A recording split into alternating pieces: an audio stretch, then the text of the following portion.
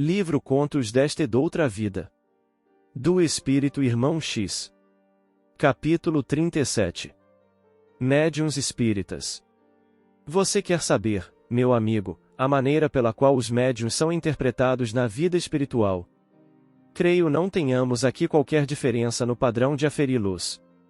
Contudo, diante do apreço com que a sua indagação está formulada, será lícito alinhavar algumas notas em torno do assunto, ainda mesmo somente para dizer que, para nós, espíritos desencarnados, os médiuns são criaturas humanas como as outras. Admito, porém, que devemos qualificá-los, para determinar situações e definir responsabilidades.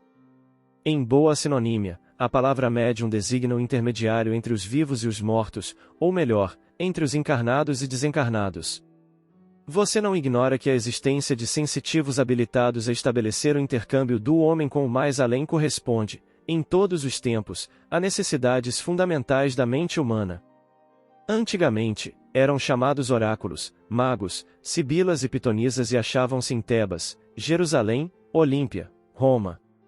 Ontem classificados por bruxos e feiticeiros, viam-se lançados às fogueiras da Idade Média pelo fanatismo religioso. E, se examinados pelo prisma da simples curiosidade, são igualmente médiuns, nos dias de hoje, os videntes e psicometras, faquires e adivinhos, habitualmente remunerados, que pululam nas metrópoles modernas.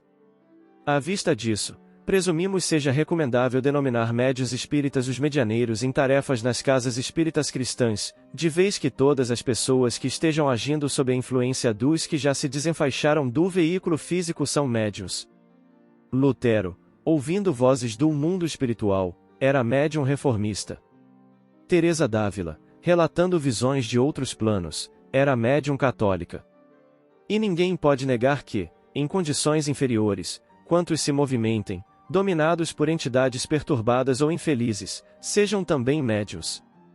Assim é que médiuns espíritas, em nosso despretensioso parecer, são aqueles que se dispõem a interpretar as inteligências domiciliadas nas regiões espirituais, seareiros do bem, consagrados à doutrina do espiritismo, indicada a restaurar os princípios cristãos na terra. Falemos, assim, dos médiuns espíritas, nossos companheiros de ideal e de luta. Não cremos sejam eles de estalão em comum. São individualidades terrestres, positivamente naturais. Tanto assim que os médiuns espíritas devem ter profissão e vida social digna.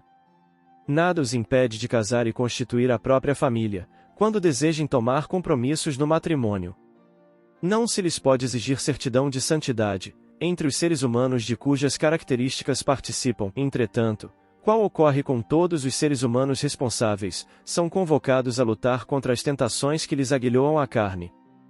Os problemas do sexo, de modo geral, nas organizações mediúnicas, são parecidos com os das outras pessoas. Inquietações, frustrações, inibições, exigências, anseios. No entanto, como acontece a todas as pessoas interessadas na educação própria, são convidados pelas circunstâncias a se conformarem nas provações orgânicas que tenham trazido ao renascer, tanto quanto a honrarem o lar que porventura hajam erguido, mantendo carinho e fidelidade para com o companheiro ou a companheira, sem trilhas de acesso à devassidão ou à poligamia. Em suma, no que tange às ligações afetivas, carecem de hábitos morigerados, no interesse real deles mesmos, competindo-lhes viver em paz com a natureza e com os imperativos da reta consciência, na intimidade doméstica. No que se reporta à alimentação, estamos convictos de que lhes é permitido comer de todos os acepipes, consumidos por homens e mulheres de bom senso, escusando-se à gula, ao álcool e aos agentes tóxicos. E, na apresentação social, de certo não necessitam mostrar a palidez e o desconsolo dos primitivos ascetas, a fim de evidenciarem a própria fé. Entretanto, nada justifica se exibam nos excessos e disparates que se praticam, de tempos a tempos, em nome da moda. Evidentemente que os instrutores desencarnados anelam sejam eles criaturas modestas sem afetação e respeitáveis sem luxo, com disciplinas de atividade e repouso, banho e oração. Atribui-se-lhes a obrigação de estudar sempre, elevando o nível dos conhecimentos que possuam, compreendendo-se que o Espiritismo não aplaude a ignorância, e cabe-lhes trabalhar intensamente, na extensão do conhecimento espírita, notadamente no socorro ao próximo, porquanto médios espíritas não existem sem a cobertura da caridade, e é forçoso que sirvam espontaneamente, persuadidos de que, auxiliando os outros, auxiliam a si mesmos, para que não estejam no apostolado mediúnico, que é construção cristã de bondade e alegria, instrução e conforto, esclarecimento e progresso, lembrando animais descontentes, atrelados à canga. Em hipótese alguma devem cobrar honorários pelos benefícios que prestem e, em nenhum momento, se justificará qualquer iniciativa tendente a situá-los em regime de privilégios, mas, também por serem médios espíritas, não será justo que se lhes tumultue o lugar de trabalho, aniquilando-se-lhes a possibilidade do ganha-pão honesto, em nome do bem, e nem é lícito, a pretexto de fraternidade, que se lhes convulsione a residência e se lhes devasse a vida.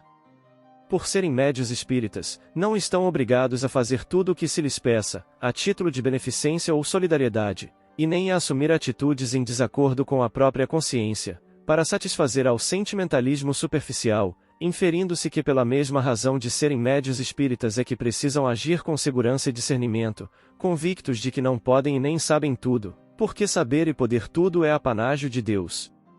Indiscutivelmente, se lançam à mediunidade a influências políticas ou discriminações sociais, deixam de ser médios espíritas, porque o espiritismo se baseia no cristianismo vivo, que considera irmãos todos os homens, com o dever de os mais fortes se constituírem apoio aos mais fracos. Não conhecemos médios espíritas maiores ou menores. Todos são credores de estima e acatamento, na prática criteriosa das faculdades que exerçam.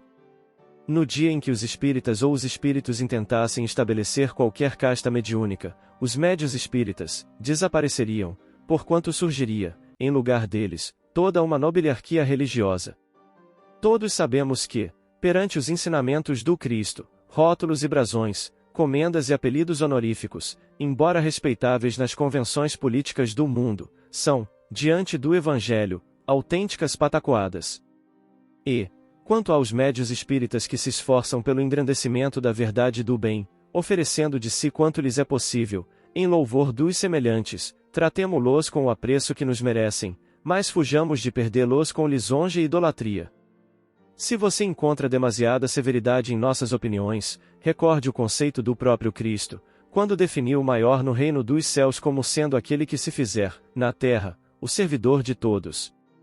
Não desconhecemos que nós, espíritos desencarnados e encarnados, em dívidas volumosas perante a lei, estamos atualmente procurando reviver o Evangelho, na doutrina espírita, e, compulsando o Evangelho, é fácil verificar que, em torno de Jesus, apareciam talentos de renovação e oportunidades de trabalho para todos, mas não houve adulações e nem medalhas para ninguém.